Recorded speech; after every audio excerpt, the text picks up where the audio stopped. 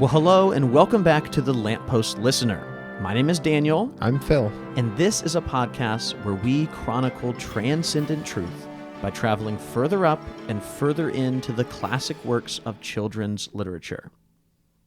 And this time we go way back. Way, way back, and actually not much. But not too far back. Only 1944.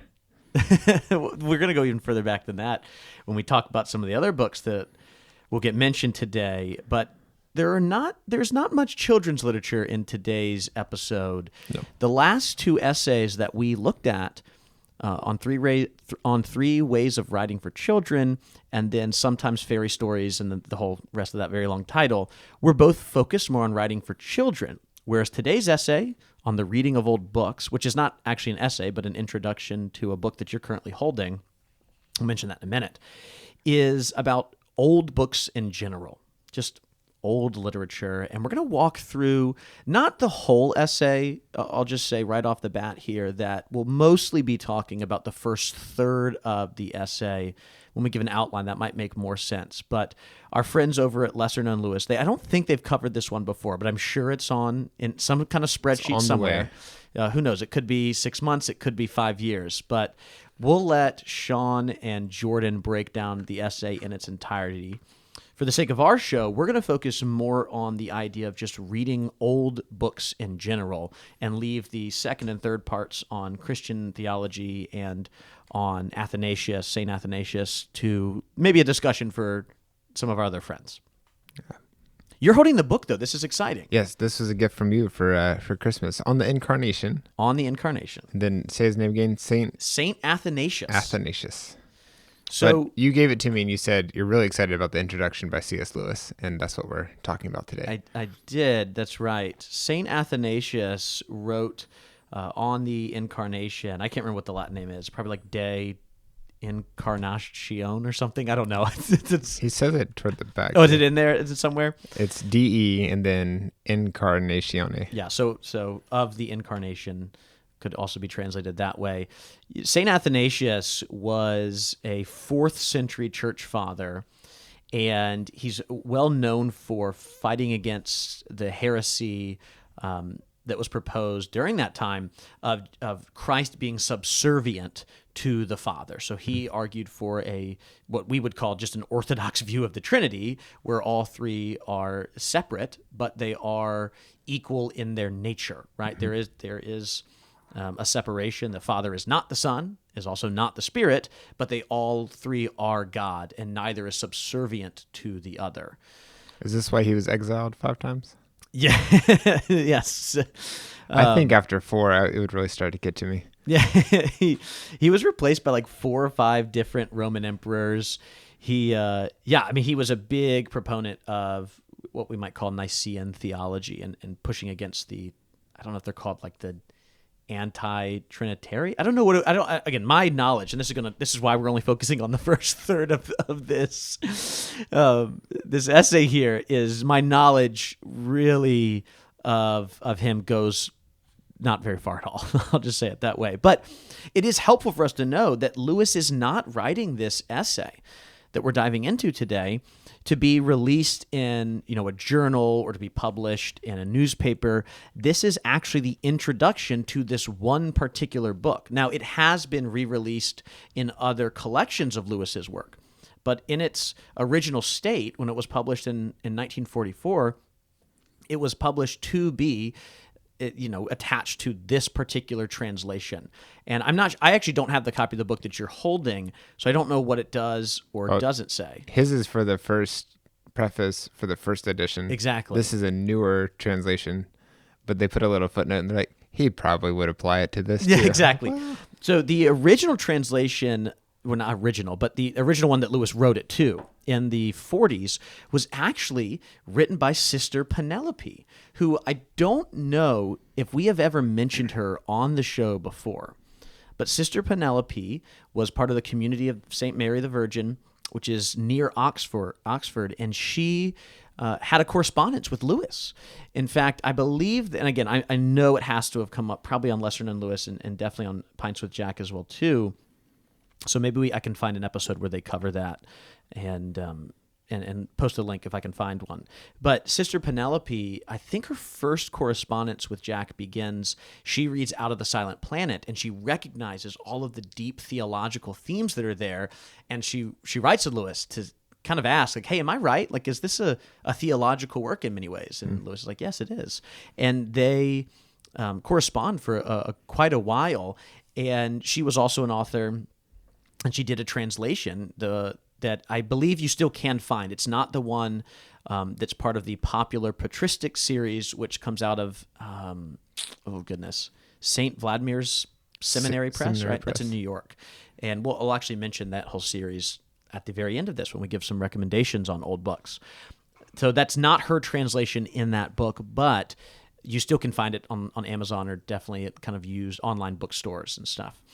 And Lewis wrote this, and this essay is so interesting. It's one of my favorite of Jack's. The last two essays that you and I have looked at are ones that we both read, anticipating podcasting about them. But this is one that I've been familiar with. It probably was the first essay of Jack's that I ever read.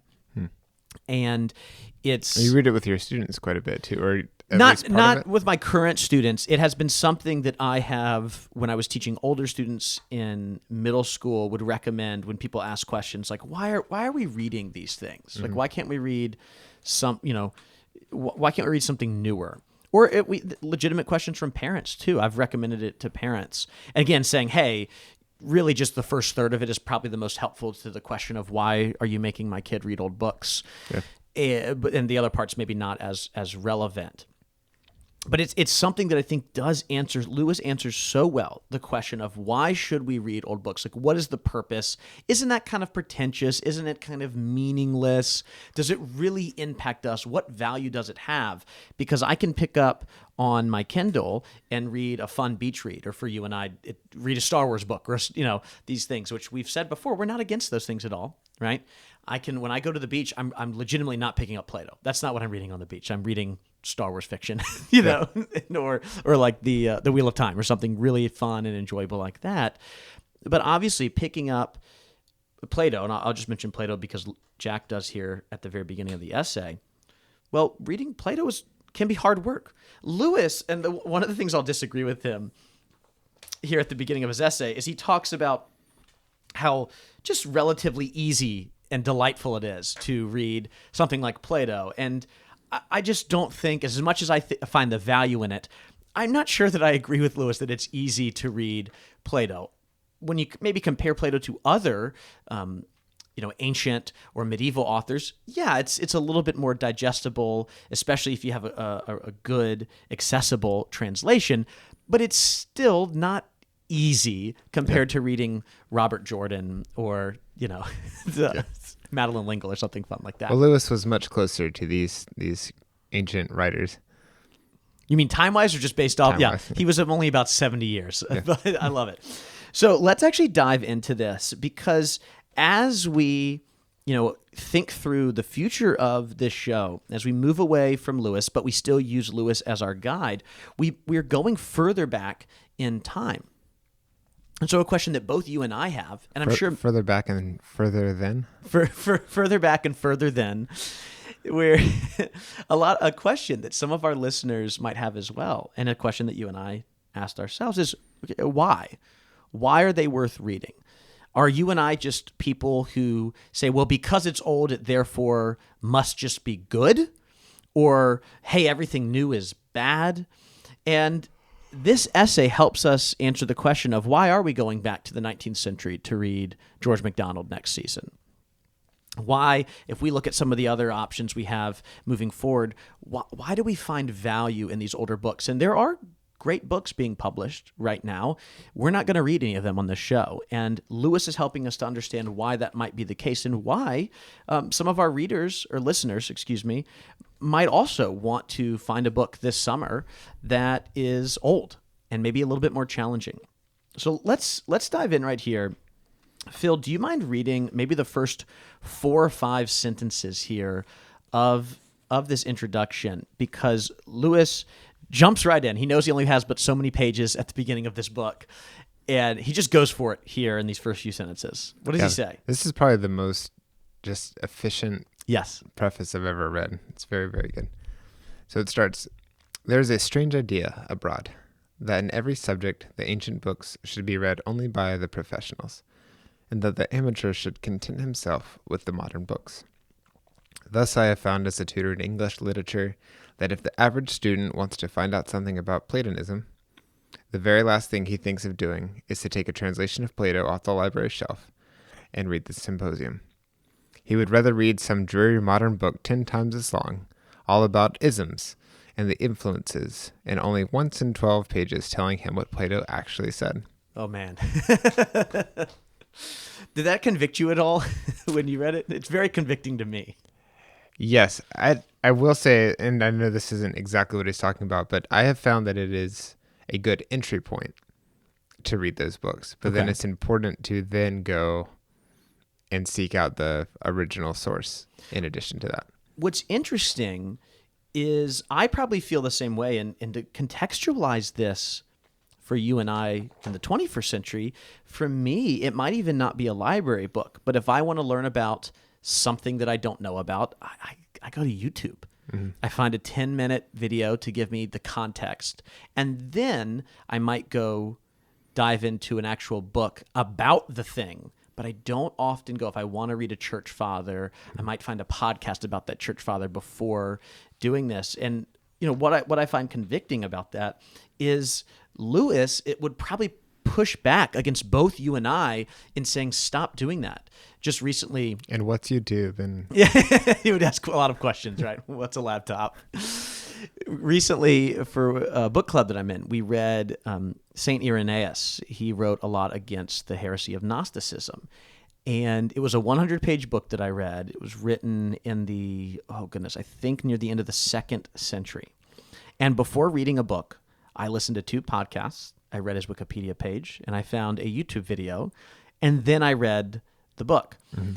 And it's just funny because exactly what Lewis says he would not recommend to do is, it never occurs to me often to just dive right in. I can't fathom picking up a book like, on Irenaeus and not even reading the introduction that gives me the context. But Lewis is advocating, just open it up. Try reading it for the first time. And what's interesting is when he says these convicting words, he's not saying them in kind of like a shame on you. In fact, the very next sentence he writes is the error. Or you want to go ahead and read it for us? Yeah, the error is rather an amiable one, for it springs from humility. And man, this one really hit home. Yeah. Because I think that for me, it was because I tried to read older stuff that was above my level as a kid, and it was too hard. And then I just have carried that same train of thought or the same way of thinking, like, oh, anything's going to be like that, not realizing that after a while your comprehension improves and you're able to take stuff a little slower. For me, it's a focus thing, and I'm sure that you probably dealt with that a little bit too. It's a little harder to read the older stuff. It takes a little more focus. You don't get the same reward for, I read a whole book. Maybe it took me 5 times as long to read this small section. But I also, there's just something about, you have a copy of Plato's Republic right here. Just the look of that book, the Penguin Classics cover. I'm like, the cover's just a bunch of circles and lines. What is it even about? And just it's not as easy to pick up and flip through. I'm actually disgusted by this cover by Penguin Classics, that you would take something as classic and ancient as Plato's Republic and slap on a modernist painting onto the front of it. It just feels offensive in many ways. Yeah. But I think it's also hard to do this. What are you going to put another statue on another cover like all the other? This one I have of Plato's 5 Dialogues, which we'll talk about later. I love it because it is a gray background with only words on it. Like, this is I think a copy from the 70s because I bought it. It looks like a 70s thing. I actually like that. Don't even try to do art because I know it's just going to be another statue or some, so just throw the words on there. It's fine. But reading this essay, so I read this last night and then again this morning, and it makes me want to just pick up Plato's Republic and try it out. Still haven't done it. It's only been a few hours though. So. You got time. That's going to be one of our challenges though. We'll talk about that. Yeah, absolutely. it is encouraging that Jack says, the student is half afraid to meet one of the great philosophers face to face. And I think that's really what it is. You and I think probably many of our listeners, again, I know not all of our listeners, some of them might be, no, this is a normal part of my reading diet. It's very, and to some extent, it's a little bit more part of mine than it might be yours, but mostly because of my career. It was not something, that was a part of my, fun reading until I got involved in classical education, and I was encouraged to do more of this, and I acquired a taste for it, if you will, after it was something that was required of me. It was not something that I just randomly picked off, works of classic and, or medieval literature and just started reading them for fun. It was, I felt obligated to do that, and then I realized, I'm actually enjoying this more than I thought that I would. Yeah. So there is this fear of, if I just go to read, again, we'll use Plato here just because that's who he's talking about. If I go read Plato, it's going to be really hard and challenging. And most of the things that the vast majority of us read are within the last 200 years. And we think of someone like Jane Austen as being an old book, but it really isn't, right? Yeah. And Lewis even, again, it's different. He's before our time, but when he's even writing, I think it's on the English syllabus, one of his essays, when he was talking about kind of the English curriculum, he talks about why he won't teach Jane Austen. He doesn't want it taught at Oxford. He's like, you don't need me to understand Jane Austen. You can read it and enjoy it without the help of a tutor, without the help of a professor. Mm-hmm. You might actually need some help, some guidance in order to understand some other works. If you're going to go read Chaucer, if you're going to read Dante, you read Julian of Norwich, you might need a little bit more help. And it's just funny to think about someone like Austen, who I would consider to be an old author. Yeah. Lewis would be like, no, mostly a modern author, Yeah. But he says this in this encouraging way to remind us that it's not it is this humility of being afraid to go into this and knowing that we are, as just kind of lay readers, if you will, we're not the most capable of reading the old works, the old books. And Lewis tries to explain to us why it might be good to try, even if it's a little bit more difficult. The one thing I wanted to ask you, though, Phil, is why? Why do you think we find it difficult? And maybe my presupposition here, maybe someone would push back against this, is I am presupposing that most of us find works of classic literature, and I'm thinking, let's say 200 years or more. So that's kind of a little bit before Jane Austen. Let's just say 18th century and earlier. Why do we find it more difficult to read these things? To me, the language has changed a lot, and you're just having to. It requires more brain processing power, is a big part of it for me. Something that was written in the past 30 years is gonna still feel pretty relevant. I also think that publishing has changed, and they're not dumbed down, but they're going to appeal to a wider audience. And to do that, you do have to use a certain vocabulary. I also think that the stuff that has lasted, things that are still being talked about today, they're talking about really important, big ideas, and that's just harder to read too. It's not as thrilling, and we have a lot of other things that can entertain us and a lot of distractions, and maybe it would be different if we had a lot of free time but not as many distractions, where you don't have anything that can play video at all. You have no audio. Yeah. And so your options are to read, and you have the time. Those are just some guesses off the top. What would you say your reasons are? I mean, I think I have some simple reasons, and then I have a little bit more complicated reasons, and I'll try not to be too polemic in my response. I think, one of the issues is just this the very basic idea of it can sometimes be harder, especially depending on your translation, if it's something that originally wasn't in English, even something that story-wise is extremely accessible. Like, think about the stories of Shakespeare, right? The stories, the language might not always be, these stories are very accessible. That's why we keep remaking, we're like, oh, The Lion King's kind of Hamlet, or 10 Things I Hate About You. No, wait, is that the right one? Yeah, 10 Things I Hate About You is The Taming of the Shrew. And those stories are fantastic because the the stories that Shakespeare's telling are still relevant. They're still, hilarious or tragic. Romeo and Juliet. Think about these things, right? But the language can sometimes be somewhat of a barrier. Sometimes the translations, if it's something not originally written in English, can just be trickier to dive into. And just like going to the gym, or going back, I remember when I went back to grad school and I had to start writing long papers again. I hadn't used that muscle in a decade. And so it took me months to get fingers cramped up. Yeah, no, exactly. Yeah. But it took my brain months to hear, okay, I need you to write 5 or 6 pages on this without being like, oh my goodness, 5 or 6 pages. That was really interesting to watch because I didn't see it as much at the beginning, but I saw it once you had a paper due really soon and you just wrote the paper. Yeah. You're like, I have an hour and a half. I need to get this many pages. I can write 4 pages in 90 minutes, right? And you knew you could do it and you had to because it was due and the kids just went down. But for, a lot of our own reading, that we might not have worked those muscles. I think the bigger issue is I think and again, I really do mean me. This is not me pointing a finger. I'm talking about myself. I mean, I'll talk about you too. But yeah, I can take it. When I say we, I mean you and myself, although I do suspect that some of our listeners would agree. I think we have a tendency to view reading as entertainment, first and foremost, as entertainment. And we view it as content.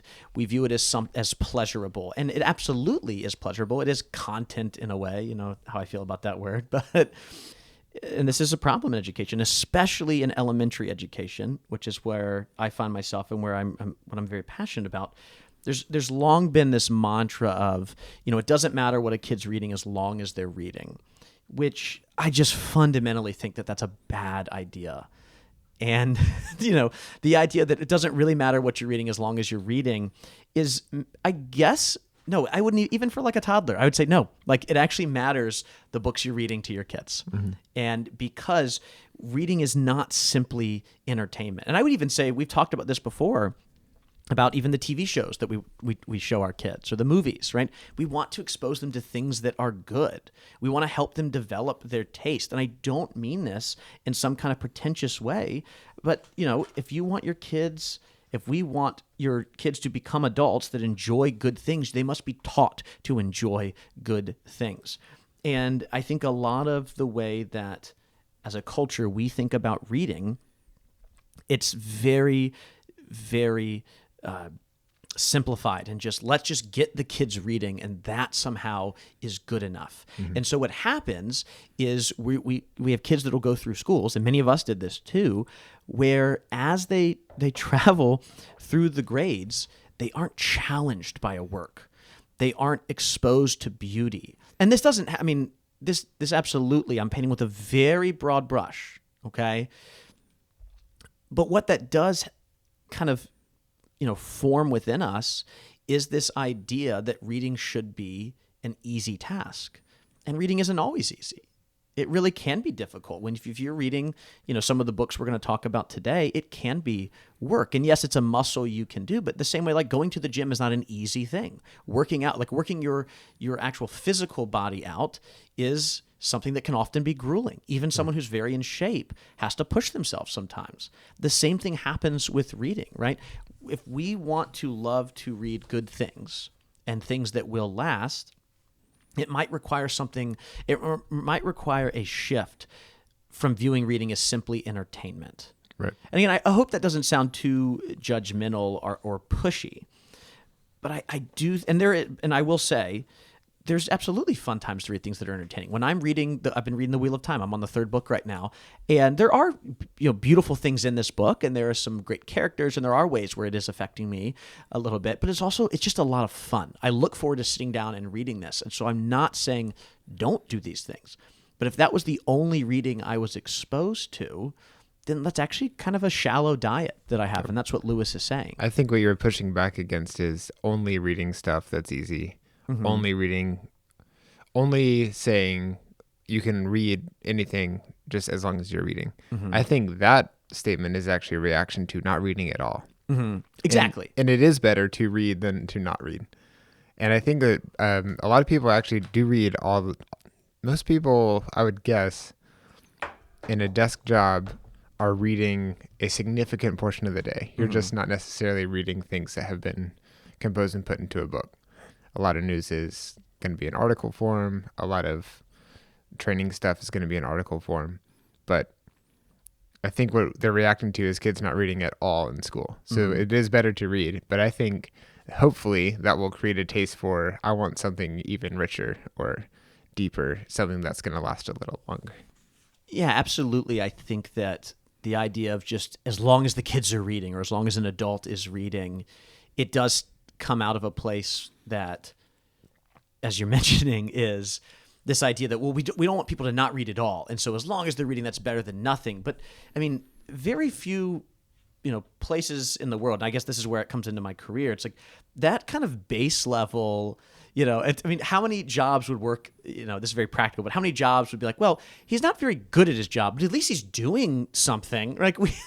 It's so weird that we've normalized this idea that just reading is acceptable. Yes. When it's like, that should be the baseline, right? Instead of, well, as long as they're reading, that's okay. Yeah. But I think it's important, just like Lewis is talking about here, it's important to understand where in time these ideas are coming from and what was going on at the time. For example, literacy is relatively new, especially at the level that we have. Last few centuries, yeah. Yeah, not everybody is literate, but it's way more than it was before. And we also have more people. And we've shown that literacy is a really, really powerful thing, because if you can read, then you can learn other stuff. It's this spark that can lead to everything else. And I think that is why that idea, and this is without looking into where did this idea of let's just get them reading, where did it come from? But I think we have to keep in mind that's what it's a reaction to, compared to most people not being able to read and just being able to hear stuff without being able to look into original sources themselves or something. Similar to, I think that there's an interesting dialogue happening now about the purity culture movement, but we're now in the 2020s, and that was kind of the 90s, early 2000s. But you have to remember what that was a reaction to. There were a lot of things happening in the culture. There's a lot of disease going around, and people were scared. And there's also there are other movements happening at the same time. And so purity culture sounds very strange in 2020 to a lot of people. But if you go back to the 90s, maybe it didn't seem as strange. Maybe it seemed like it. Yeah. And this is what Lewis says as we move further down into his writing here. He talks about the dangers of an exclusive contemporary diet. He says, and again, he does kind of give the caveat of, hey, I'm a modern writer, so I'm not telling you not to read modern books. That's what makes me... I actually love how he says it. He's saying, I do not wish the ordinary reader to read no modern books. Exactly. But he says a new book is still on its trial, and the amateur is not in a position to judge it. It has to be tested against the great body of Christian thought down the ages. And then he moves on and he says this, which is what you're talking about with context. And this it matters for not just reading, but just thinking about the world in general. If you join at 11 o'clock a conversation which began at 8, you will often not see the real bearing of what is said. Remarks which seem to you very ordinary will produce laughter or irritation, and you will not see why. The reason, of course, being that the earlier stages of the conversation have given them a special point. So he says that being familiar with kind of the great conversation helps you put things in its context. And if you only have a modern diet, and again, I think we should make it obvious, we're not simply talking about modern entertaining books versus old intellectual books. Really, Lewis is talking more here about old intellectual books versus new intellectual books. He's talking about the book on Platonism versus actually reading Plato. He's saying Plato has actually stood the test of time. This book on Platonism hasn't. And you as an amateur, you and I as amateur readers, don't really have the ability to judge that. And while it might still be helpful, this person, this expert writing on Platonism, hopefully it's an expert, right, is still contributing to a conversation that has gone on for a long time. And you and I might not have, this is very true of Christian theology as well too, we might not have all the context to what's going on there. Right. He also talks about how we may not have the context, but they also didn't have the context back then for certain things That we have. And how it's actually better to have both of those perspectives because you're not going to both head in the same wrong direction. You're going to be I split. love this. Yeah. This is probably the most famous paragraph, not that there's that many of them here, but in this essay. He goes on to say this, and I'll read a good portion of it because it's so important. Every age has its own outlook. It is especially good at seeing certain truths and specially liable to make certain mistakes.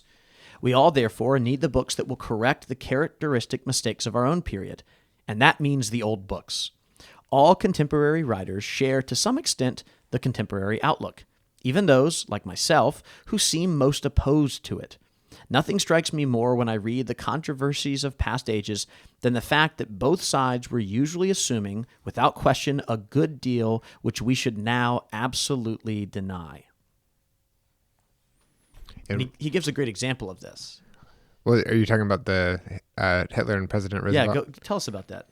So he says that, but how could they have thought that lies where we have never expected it and concerns something about which there is untroubled agreement between Hitler and President Roosevelt or between Mr. H.G. Wells and Karl Barth? And we were talking earlier about this. What would be an even more ancient example if we go back further enough? You were talking about how slavery was assumed to be okay.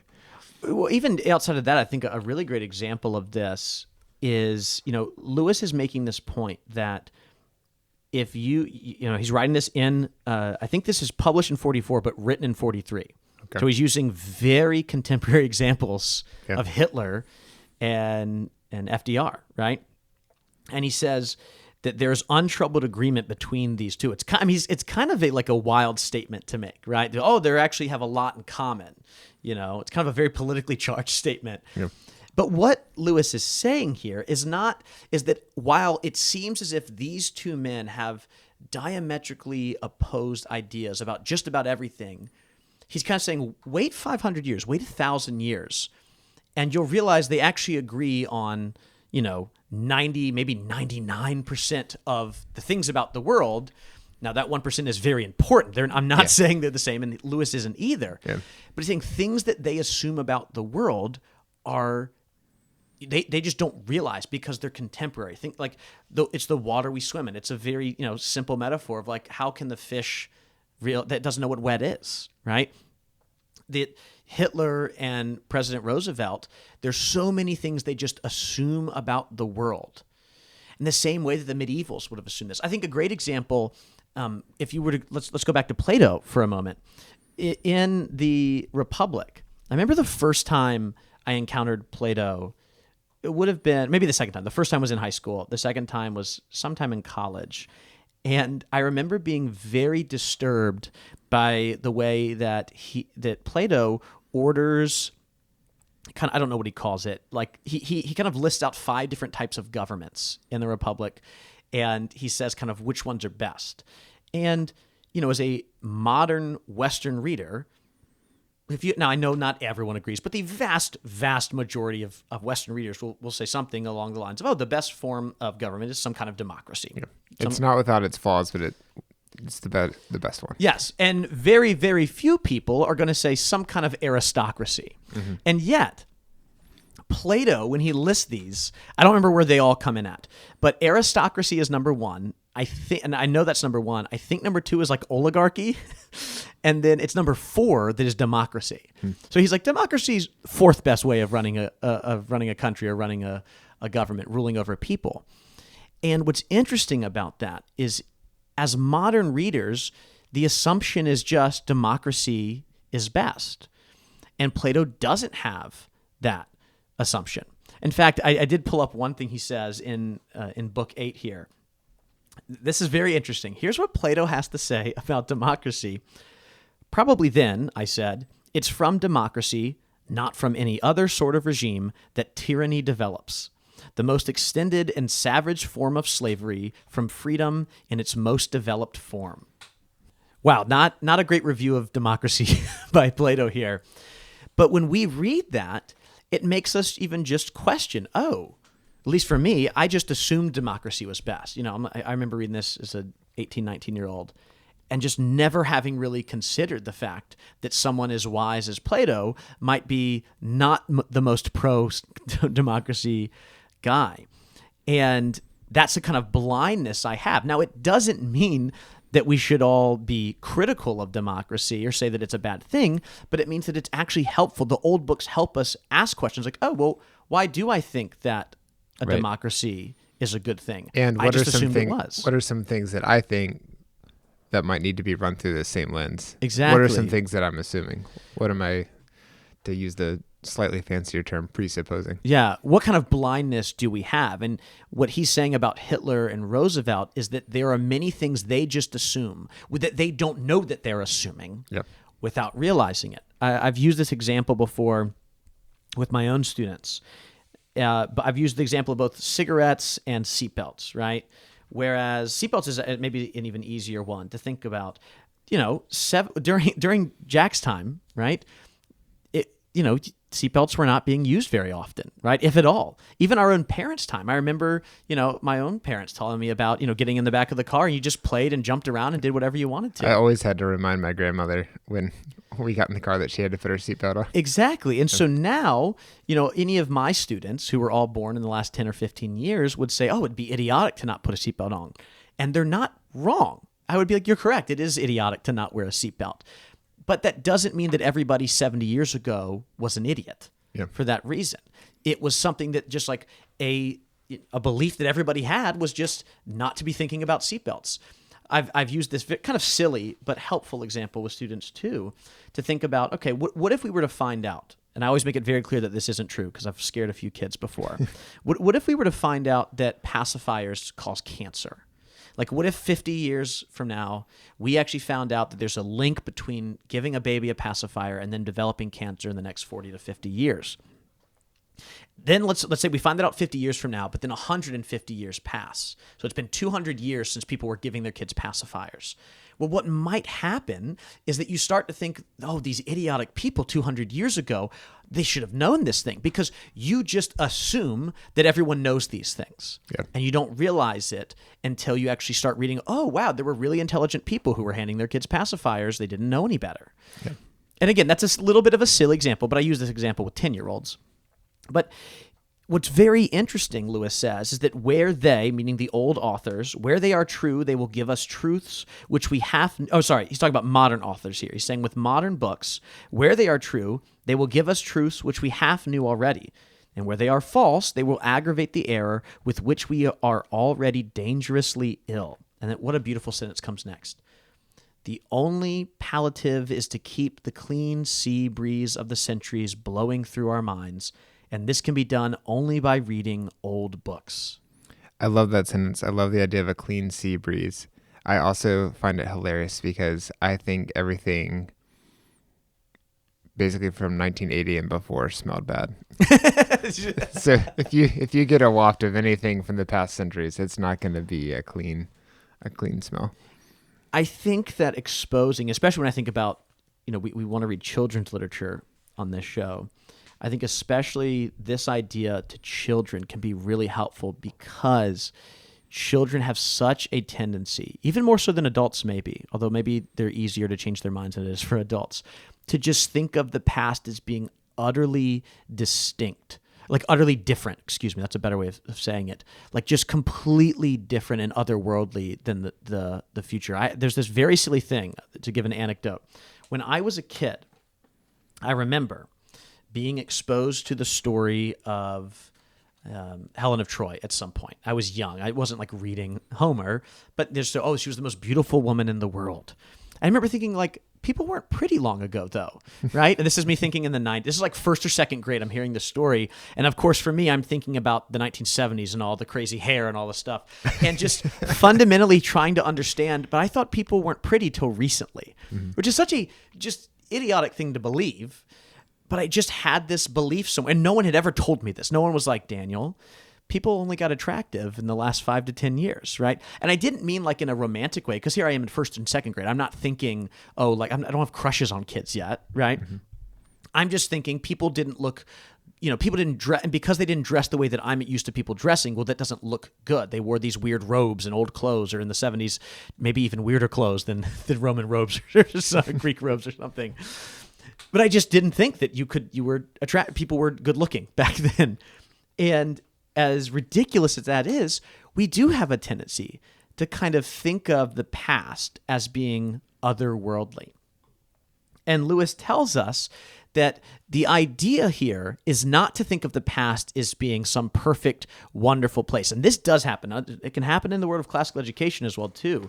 So I see it, and I am tempted by it sometimes.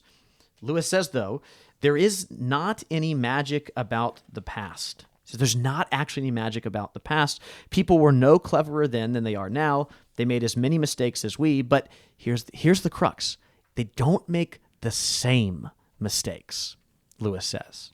They're not making the errors that we're making. They don't make the same errors. We're making our own errors, but they're probably pretty different from the errors made in the past. He says, they will not flatter us in the errors we are already committing, and their own errors, being now open and palpable, will not endanger us. Two heads are better than one, not because either is infallible, but because they are unlikely to go wrong in the same direction. And here's a really important thing he says to end this wonderful paragraph. To be sure, the books of the future would be just as good a corrective as the books of the past, but unfortunately we cannot get at them. We're also in a really interesting and privileged position to be able to, we've read the future books compared to when he's writing this in 1943. I was like, what do you mean? Like, tell me, is this one of those AI things you guys are doing? You've never gotten an advanced copy of a book? This is such an important piece that Lewis offers. What he's not saying here is that the past is perfect and we should always look back on it as this wonderful, glorious thing.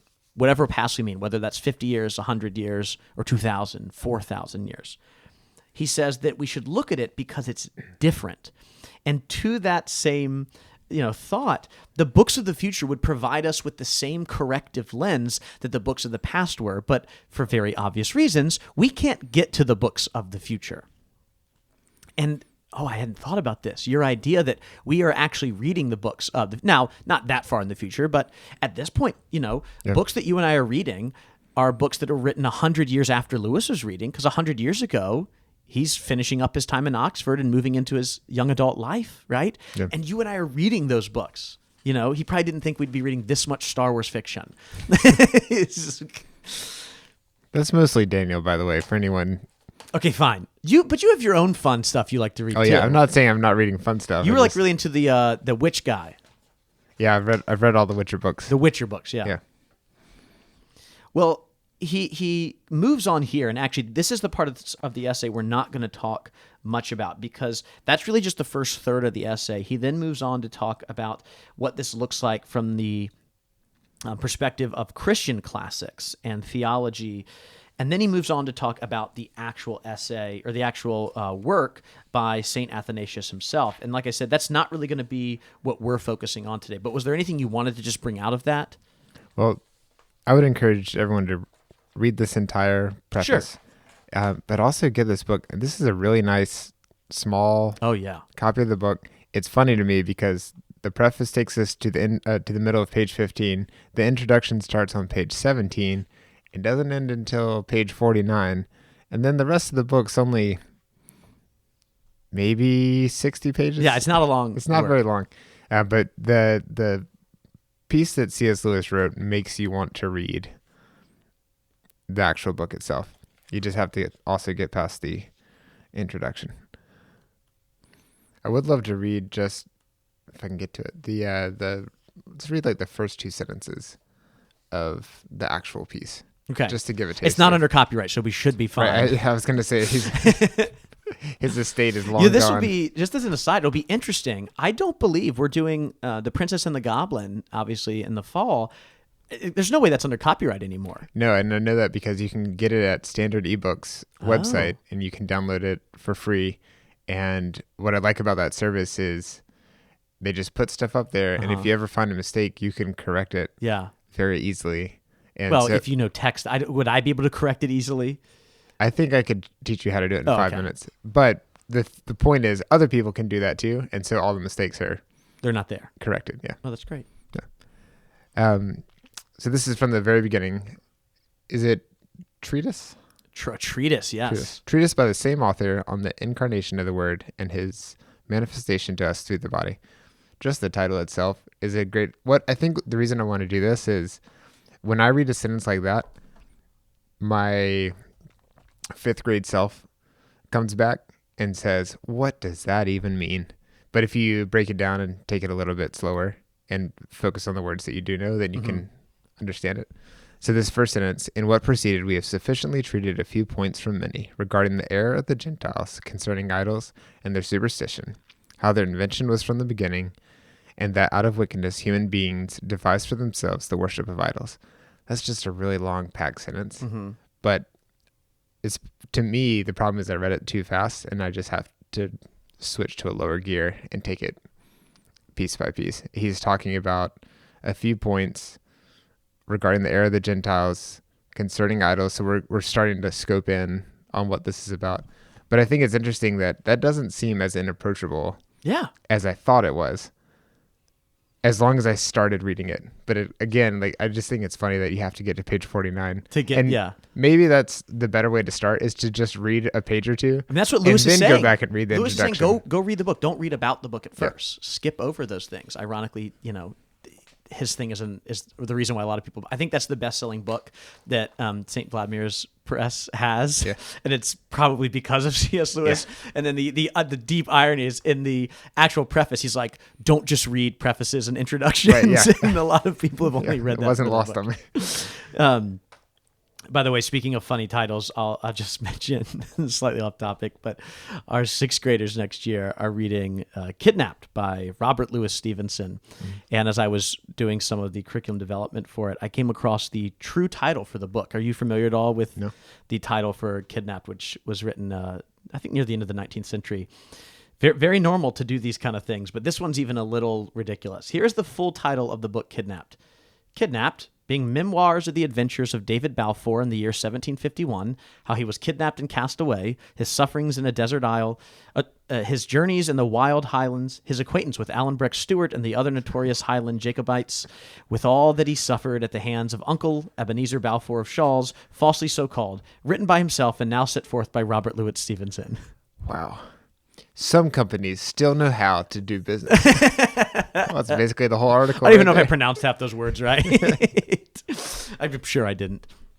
But yeah, just funny how we used to do titles. There's a lot of like old books have chapters like that where it tells you. Pinocchio's one. It's a great book to read. That's also, I think that's early 19th century, like maybe 1820s, 1840s. And all of the titles are like, it'll be like the chapter where Pinocchio is chased by these 2 robbers. Like, oh, I guess there's going to be 2 robbers in this chapter. My pet peeve is when someone writes a scholarly article and uses the word "or" and then adds another title. Pick a title, man. You gotta Well, I hope that as we've walked through the first third of this essay, we've given listeners an idea of why Lewis argues that reading old books is important. Now, obviously, you and I do this much worse than Lewis does himself. So if you aren't convinced, stop listening here, maybe pause, go actually, this is very easy to find online. I found lots of blog posts that are just people posting the essay. And again, I think the first third is the most important part. Go find it and read it. And I think Lewis will probably do a better job at convincing you, obviously, than you and I ever could, than Phil and I ever could. As we wrap up the actual essay itself, I think it'd be helpful for us to transition to do 2 things. To first maybe share some ideas about how to approach and how to read old books, because Lewis doesn't talk a lot about that, but he does give at least 1 or 2 things at the end of the essay. And I think you and I maybe have found them to be helpful as well. And then maybe we could leave with some recommendations for, if a listener is inspired to go read old books, where do they start? Because that can be really difficult, especially if you haven't done it before. And I'll mention, hopefully as an encouragement, we started this show, we were Narnia novices. We've always wanted to kind of say, look, we are not experts. And while I might read old books as part of my, part of the work that I do now, my degrees are not in classics. They're not in philosophy. It's elementary education and educational leadership. So with a minor in whiteboard writing. Yeah, exactly. Yeah. Colorful markers, all those things, right? I actually did take an econ class that was econ for elementary school students that we colored at least once a week. So again, this is not me coming as some kind of philosophical expert. It's coming as an elementary school teacher. But I have, done this for the last 10, 12 years, been reading a little bit more of these books. And I think I might have a few things that have helped me as someone who is very much an amateur. But Phil, turn to you. You've been reading more older works in the last few years. Has there been anything that's helped you find these works more accessible? Yeah, the biggest trick that I learned from you is start with the translation that is meant for a younger audience. Mm-hmm. So the Black Ships Before Troy. Great, yeah. To get into the Iliad. I also listened to the Great Courses 15-hour lecture about, or maybe a 7.5 hour, I'm not sure. They do both kinds.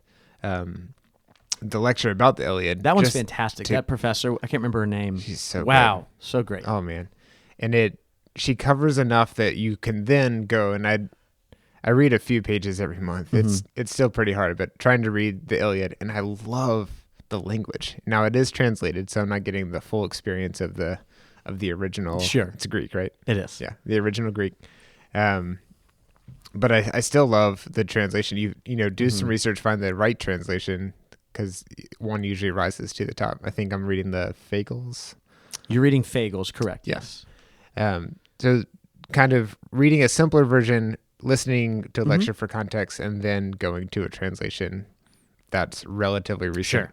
I would not recommend doing the free translation from the 1900s. Sure, yeah, I just feel like that's still a little too steep for me to do. The other trick is, you mentioned this earlier, look up modern retellings of ancient texts and see, okay, well, like 10 Things I Hate About You. Yeah. The Taming of the Shrew. Okay. So if you've seen the movie 10 Things I Hate About You, then go back and read The Taming of the Shrew, because then you already have that context. For me, this is a little funnier from growing up in a Christian household, but VeggieTales they did one about Hamlet, but it was omelet. And he liked his eggs cooked light and fluffy. Just, there are things that they're either pulling from the ancient stuff or they're doing a parody of it, but just realizing that you've already kind of seen these stories. We've had a gazillion retellings of Romeo and Juliet, and some of them are called Romeo and Juliet, and some of them are not. I really like the Leonardo DiCaprio version of that, because they're using the same language from the actual written piece, but it's in a very modern way of doing things where everybody has a handgun. I just think that there are entry level things that will then get you interested to go back and read this stuff. And then for actually approaching the reading, for me, the biggest trick was slowing down and trying to convert each sentence into my own summary to make sure that I'm understanding something. And if you can't do it, then it means you need to define some things. Sure. And then understand it. And then if you still can't do it, then I do, like the way I read Dune was I had to look stuff up. Like, what is he talking about? Yeah, like all these words and stuff. Yeah. That's good. That's good. I think one of my recommendations goes against Lewis's own. So take it with a very small grain of salt, because Lewis says just to dive in. And I don't actually know that always is the best option. And I think it's because of a combination of Lewis's own intellect, which we don't share, obviously, and his also time period. I think there's a lot that, you mentioned this earlier, that as we educate more and more people, which wasn't always the case, right? We do have to kind of simplify things, and we do teach less. And what is learned in third grade in a modern school is very different than what would have been learned in the equivalent, when you were like Lewis being sent off to a boarding school, right? And not everyone's receiving that education. And so I do wonder if Lewis, when he's first even reading old texts, when he gets to be with the great Knock, I wonder if he just knew more than we did. Like his context for reading Plato might be more than someone else had. I'm sure there's many people who are intelligent, well-educated people who know who Socrates, Plato, and Aristotle are, but couldn't really tell you what differentiates them.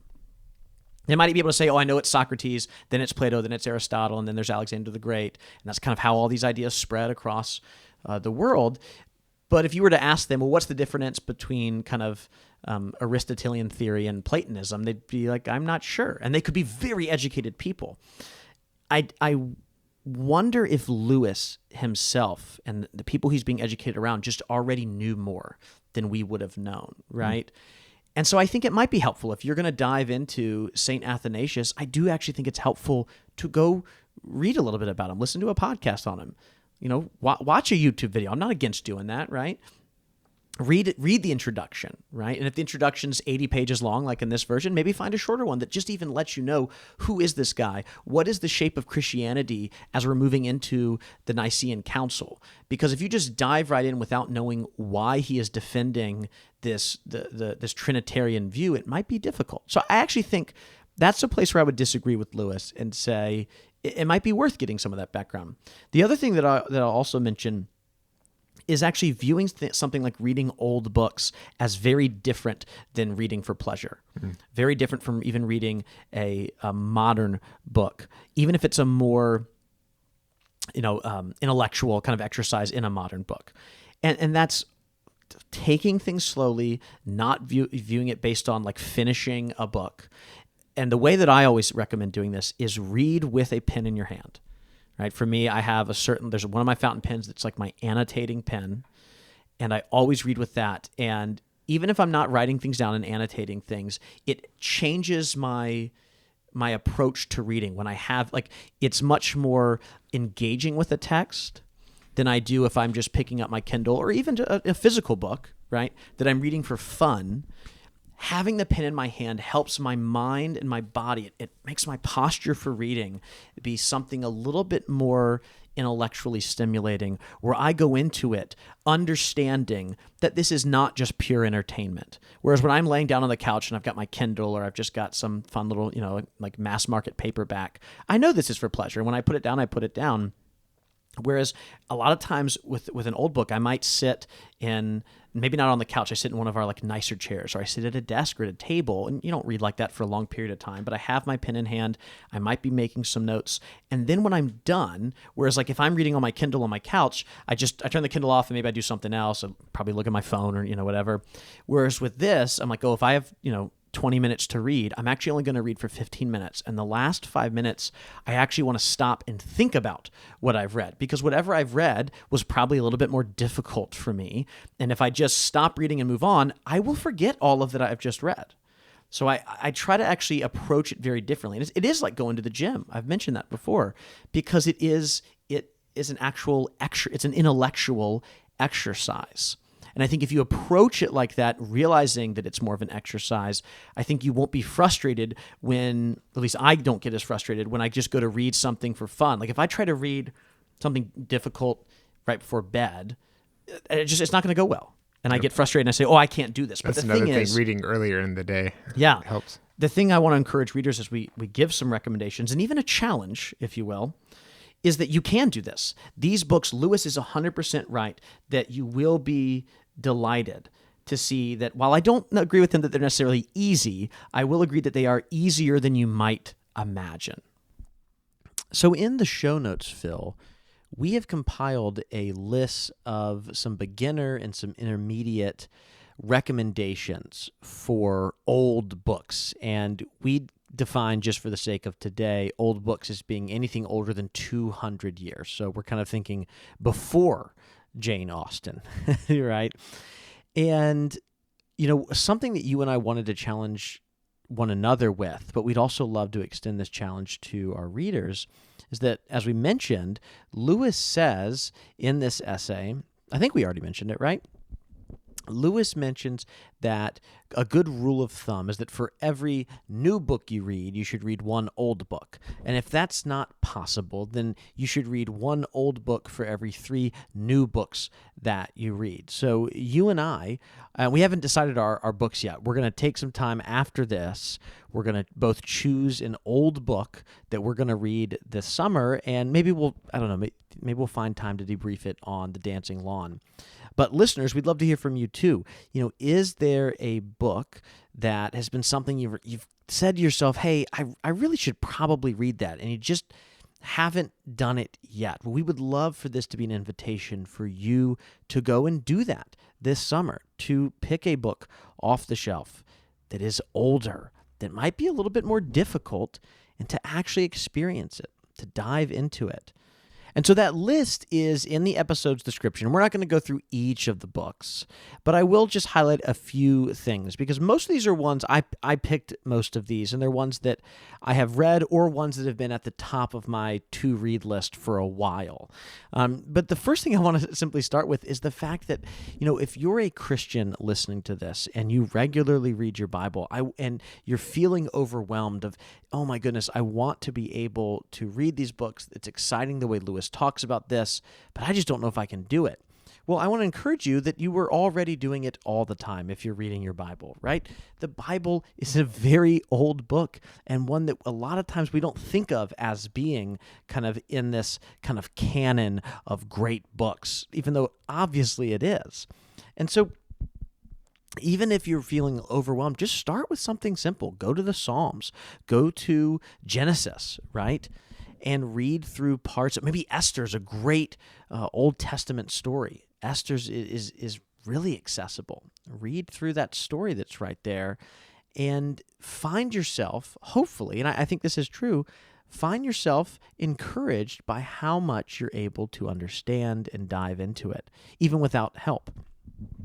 I think another great starting place, too, if you want to go back to the very beginning, you can look at the essential Iliad, the essential Odyssey, and the essential Aeneid. So going back to Homer and to Virgil, these are translations by, I think his first name is Stanley. Stanley Lombardo, I believe, is the translator. And he translated all three of those incredibly important foundational works. But the versions I'm talking about actually are condensed versions, that if you're a little anxious to dive into the 24 books of the Iliad or the Odyssey or the 12 books that make up the Aeneid, you can instead read these, they're about 180 pages or so, and it's still a poetic translation of Homer and of Virgil, but it's done in a way where it's just kind of hitting the biggest highlights along the way to give you a little bit of a taste. I think that could be a great place to start. I'll also mention, too, Shakespeare's Macbeth. It's his shortest drama. It's one that people are probably pretty familiar with, or maybe they've at least know a little bit of the story. And the reason I mentioned it right now, is because I would recommend picking up the copy of No Fear Shakespeare and attempting to read. Go for it. Read Shakespeare's actual words. But if you have No Fear Shakespeare, you've got on one side of the book Shakespeare's actual words, and on another side, on the page right next to it, a modern translation. And I think that modern translation can be really helpful as, if someone's going into Shakespeare for the first time and you want to read his real words. That's what he's known for, right? But it's helpful to have that to fall back on when things get confusing, or to be able to just go back and forth to make sure you're following along with the narrative. And then just one comment I'll make about these books. They're a little bit more daunting. I don't know that they're actually any harder. Most of the ones here in our intermediate recommendations are just longer and therefore, require more from a reader.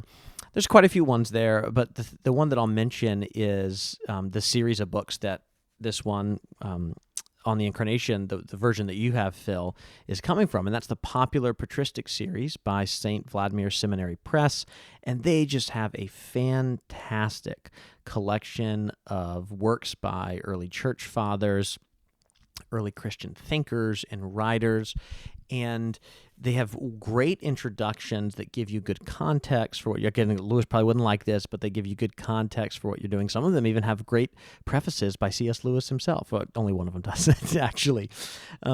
But they're beautiful books that can be a great entryway into reading early church thought.